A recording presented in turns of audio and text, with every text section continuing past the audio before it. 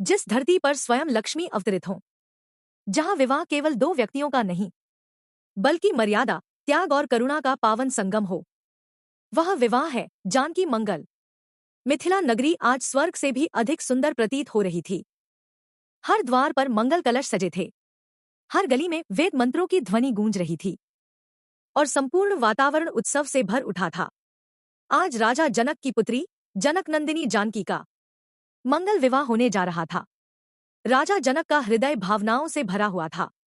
एक पिता के रूप में उनकी आंखें नम थी, पर एक राजा के रूप में उनका मस्तक गर्व से ऊंचा था, क्योंकि वे जानते थे यह केवल कन्यादान नहीं बल्कि धर्म को सौंपा जाने वाला एक दिव्य उत्तरदायित्व है। जनक नंदिनी जानकी लज्जा, शालीनता और सौंदर्य की साक्षात प्रतिमा।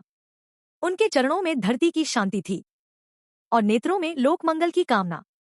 उनका मौन स्वयं में एक व्रत था, उनकी दृष्टि स्वयं में एक तपस्या।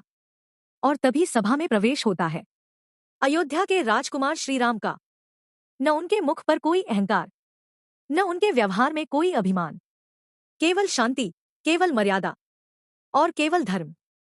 श्रीराम की उपस्थिति मात्र से सभा पवित्र हो उठती है, ऋषि मुनि प्रसन्न होते हैं और राजा जनक का हृदय निश्चिंत हो जाता है।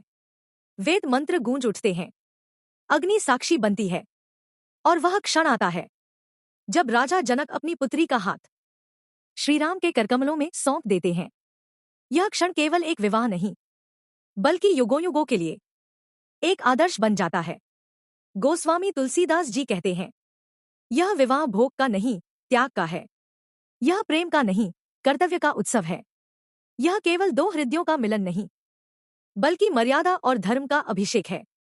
देवता पुष्पवर्षा करते हैं, ऋषि मुनि हर्ष से भर उठते हैं और संपूर्ण सृष्टि मानो कह उठती है, मर्यादा को उसका स्वामी मिल गया।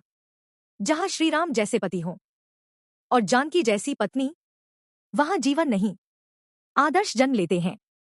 यह केवल एक कथा नहीं, यह जीवन का मार्ग है।